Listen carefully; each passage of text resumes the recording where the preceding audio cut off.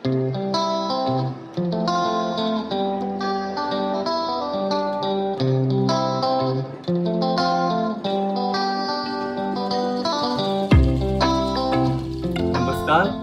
दोस्तों, किसी ने क्या खूब कहा है कि सफलता का रास्ता असफलताओं से, फेलियर से होकर जाता है। मैं भी अपनी कहानी, जिसमें कुछ असफलताएं भी हैं और कुछ सफलताएं भी हैं, वो आपसे शेयर करना चाहता हूँ। मैं मेरठ, एक शहर है यूपी में, वहाँ पर एक हिंदी मीडियम स्कूल में पढ़ा करता था और 10th क्लास के बाद अपना खर्चा, पढ़ाई का खर्चा खुद निकालने के लिए मैंने एक पार्ट टाइम जॉब शुरू की थी। मैं प्रूफ रीडिंग करता था। प्रूफ रीडिंग में क्या होता है कि कोई किताब जब छपती है तो उसकी गलतियाँ, उसकी करेक्शंस, ग्रामेटिकल एरर्स वगैरह ठीक की जाती हैं, एडिटिंग की जाती है। तो वो काम करने से ये फ़ायदा हुआ कि एक तो अपनी एक एक्स्ट्रा इनकम हो गई और साथ में बहुत सारी नई चीज़ें सीखने को मिली। उसके बाद मैं चाहता था कि मैं 12th के बाद दिल्ली यूनिवर्सिटी जाके पढ़ाई करूं, पर रिसोर्सेज की कमी थी, इसलिए मैं दिल्ली उस समय नहीं जा पाया और मैंने मेरठ में ही मेरठ कॉलेज में एडमिशन लेकर ग्रेजुएशन स्टार्ट किया।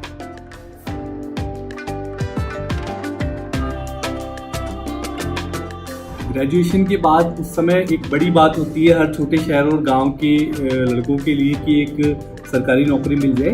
मैंने भी कई सारे कॉम्पिटिटिव एग्जाम्स के लिए ट्राई किया था और मेरा सिलेक्शन हुआ है पोस्ट ऑफिस में एक क्लर्क की नौकरी पर और मैंने वो नौकरी शुरू कर दी।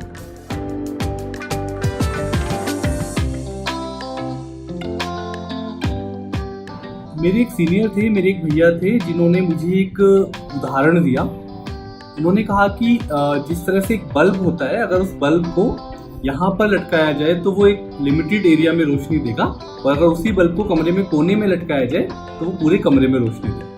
मुझे उनकी वो बात जच गई कि व्यक्ति को, स्टूडेंट को अपनी काबिलियत के हिसाब से प्रयास करना चाहिए, और मैंने हिम्मत करके उस समय वो नौकरी छोड़ी और दोबारा से अपनी पढ़ाई शुरू की।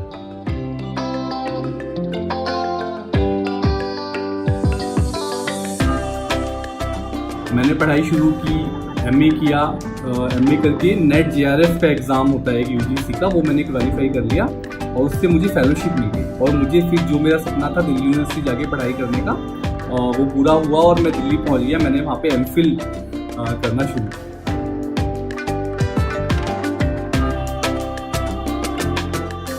बचपन से आईएएस बनना चाहता था। आईएएस बनने के एग्ज़ाम जो मैंने दिया, वो पहली बार जब मैंने एग्ज़ाम दिया एमफिल के दौरान, तो उसमें मैं प्रारंभिक परीक्षा में ही फेल हो गया। जबकि मैं हमेशा से टॉपर रहा था, अच्छे मार्क्स लाने की मुझे आदत थी, पर फिर भी मैं उसमें सफल नहीं हो पाया, तो बहुत बेकार लगा, बहुत डिप्रेशन और खराब लगा।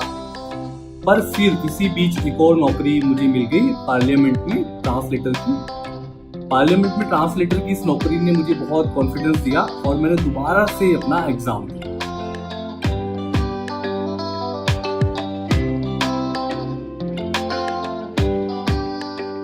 और दोबारा जब मैंने यूपीएससी का एग्ज़ाम दिया, उसमें मुझे प्रीलिम्स, मेंस और इंटरव्यू तीनों चरणों में सफलता प्राप्त हुई और फाइनली ओवरऑल 13th रैंक मुझे मिली और हिंदी मीडियम में पहला स्थान मिला। कुल मिलाकर जो एक बात हमेशा से कही जाती है कि हिंदी मीडियम से यूपीएससी क्वालिफाई नहीं, इतना आसान नहीं होता, पर वो चीज़ हो पाई और फाइनली मैंने 13th रैंक हासिल की। तो दोस्तों, मैं यही कहना चाहता हूँ कि जिस तरह से रुका हुआ पानी सड़ जाता है, उसी तरह से रुका हुआ जीवन थक जाता है, और मंजिल मिले या ना मिले, जिंदगी न कभी थकती है न रुकती है, और हमें भी इसी तरह थकना और रुकना नहीं है। मेरी जो किताब है रुक जाना नहीं, वो भी कुछ यही बात कहती है कि सफलता की राह पर लगातार कैसे बढ़ते जाना है और कैसे करियर और जिंदगी में अच्छा करना है। तो इसी के साथ मैं आपसे विदा लेता हूँ। धन्यवाद।